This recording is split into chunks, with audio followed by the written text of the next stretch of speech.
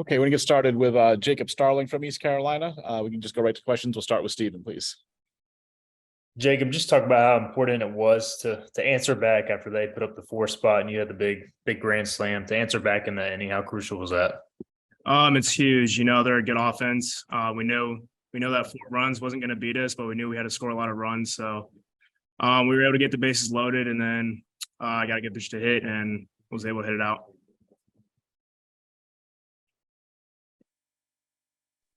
And obviously today, pitching wise, getting the start from Saylor in game 1 and also Eric Ritchie in game 2, like what do those 2 performances mean to you guys? Because y'all knew y'all needed some length on the mound. Yeah, it's huge. Both those guys, they've had ups and downs all season, and for them to do what they did was just awesome. Hey, going back to the grand slam, Jacob.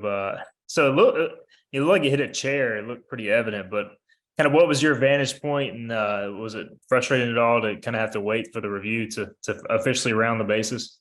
Yeah, off the bat, I knew I hit it good, but I also knew that the wind was howling in. So, I kind of watched it. I thought it hit a chair in the outfield, and then they went to review it. And then I was, anything can happen after that, but I'm happy they called it a home run. And lastly, I think y'all are the first team to run through the losers bracket in this tournament and make the championship. And I know the work's not done yet, but what kind of grit does that show from you guys? It shows a ton of grit. None of the games we played were easy wins. We played an 8-hour game, 5-hour game, 6-hour game, but just shows like how locked in we were every game and all 9 innings, and it just shows how tough we are as a whole unit.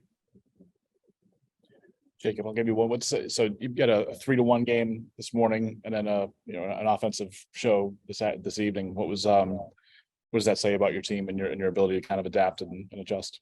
Yeah, it just shows how many tools we have as a team. We can win a game 3-1. We can win a game 14-7. So it's just important for us to, play good on both sides of the ball, and we can beat anybody.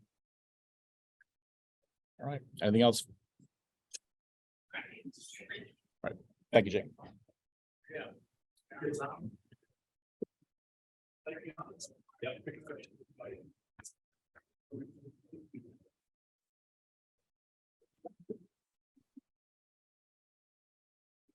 All right, joined now by East Carolina head coach Cliff Godwin. Coach, congratulations on the 2 wins today, getting to the championship game. Just get your opening thoughts on today, and then we'll go to questions. Really tough group, to get down 4 runs, playing a lot of baseball this week. They've spent a lot of time on the field. We showed up and we showed and go this morning, and then we showed and go this afternoon. Got down 4 runs, and they just keep fighting. It's a resilient group. I told them that nobody should ever question their toughness because they're tough as nails. We'll go to questions. We'll take the first one from Stephen, please. Cliff, to lose in the way you guys did on Tuesday and to come back, just what does that say about your team? I know you kind of addressed it there, but to be the first team out of the losers bracket to make the championship game in this tournament's history, that's got to say a lot. Yeah, it does. It says that they're tough, that they stay in the present moment. Very easily could have, lost any of the games that we played after losing game 1. Extra inning games, rain delays, losing leads, having to scratch back. Well, I guess it was a 13-inning game yesterday. You Savage basically having to start. I'm just super proud of me. Justin Wilcoxon catching every inning of every game. Pretty tough guy.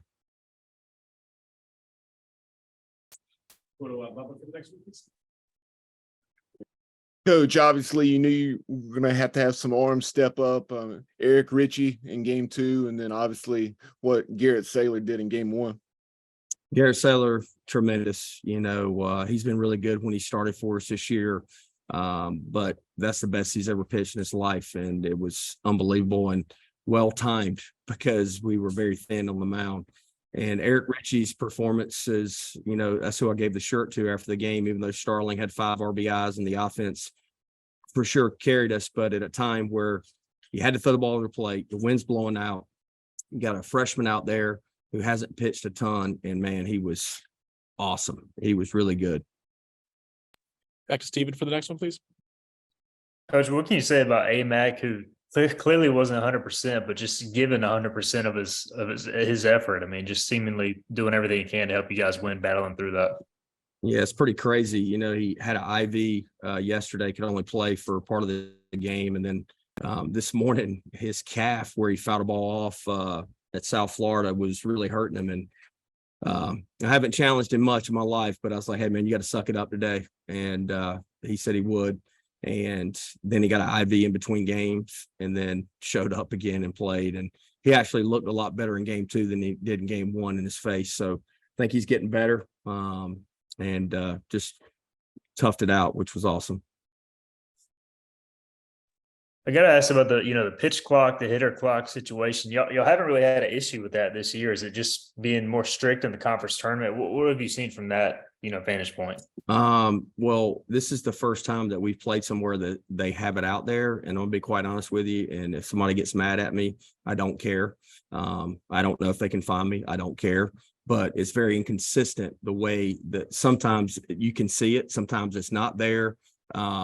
There's no way Wyatt Lunsford Shinkman, he's never been slow. There's no way he had a pitch violation. There's no way they started the clock when they should have started it. Tony Ginn, yes, but not Shinkman.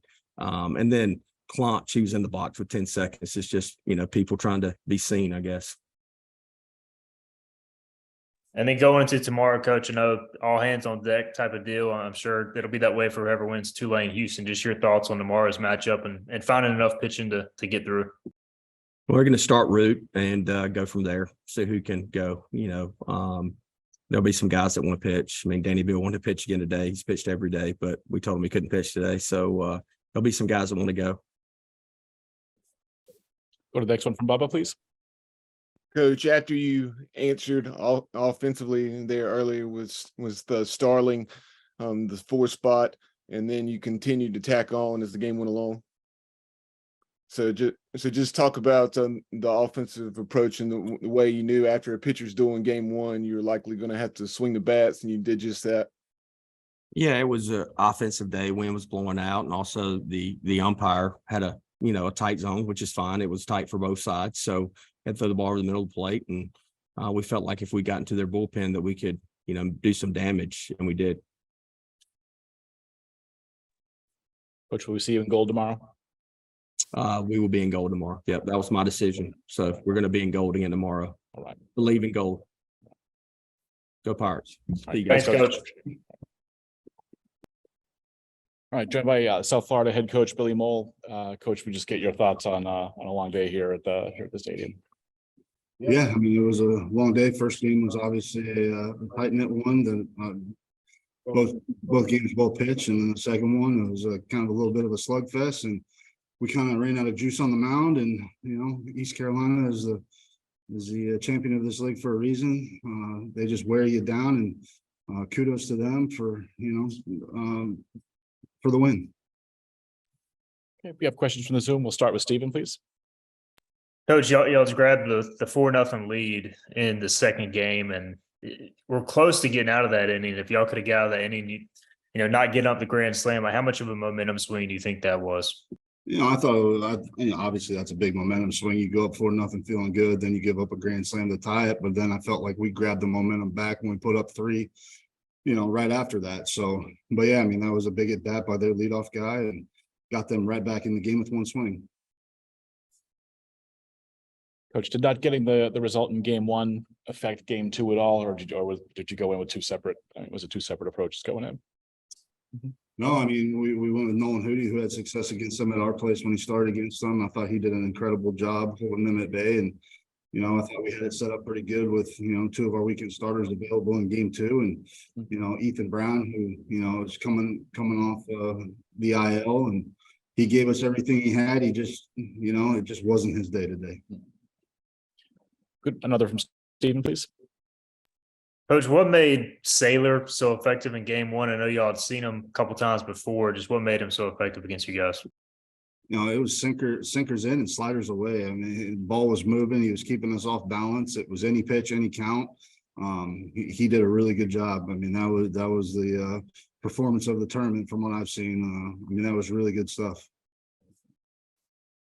Coach, you had in the second game here, 8 hits in the first 3 innings. I think only 2 thereafter, both in the 9th. Did anything that ECU did, on the mound, change there that was causing you problems? ECU probably got the deepest bullpen in the league. I'm going to tip my hat to them. They kept coming at us, different looks, left-handed, right-handed, overhand curveballs, sliders, cutters. They kept us off balance. I'm going to tip my hat to them. They did a great job. And did you learn anything about your team this week that maybe you didn't already know?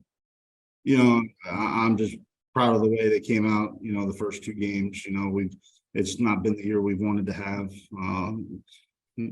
Obviously, the pitching has been up and down due to injuries and other things, but to watch those guys come out and compete in that first game against ECU and winning in extras, and then play UCF, get in the winners bracket.